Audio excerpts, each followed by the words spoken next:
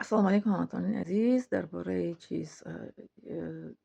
سیله رحم و نظر کردن خداوند حدیث پیغمبر سلام علیه است که الله تعالی در روز قیامت به دو نمود انسان ها نظر نمی کند. به آن نفری که پدر و مادر را نگاه نکردند، عاق پدر و مادر شدند، و با آن نفرانی که به خویش تواران دوستی و رفت آمد نکردند، یعنی که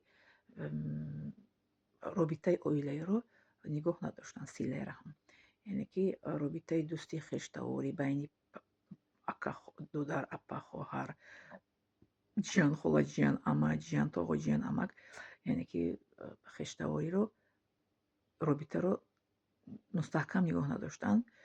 به این نگونه انسان ها الله تعالی روز قیامت نگاه نمیکند، نظر نمیکند و به آن نفرانی که عاق پدر مادر شدند. عاق پدر معنیش چیه؟ پدر مادر رو نگاه نکردن، احترام نکردن، گپ گرداندن، برای پدر مادر نگاه کردن، گپ گرداندن.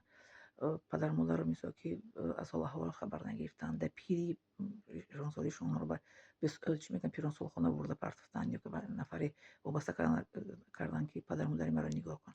همین گونه انسان ها رو خداوند در روز قیامت به آنها نگاه نمیکند، یعنی به بندگی قبولشون نمیکند.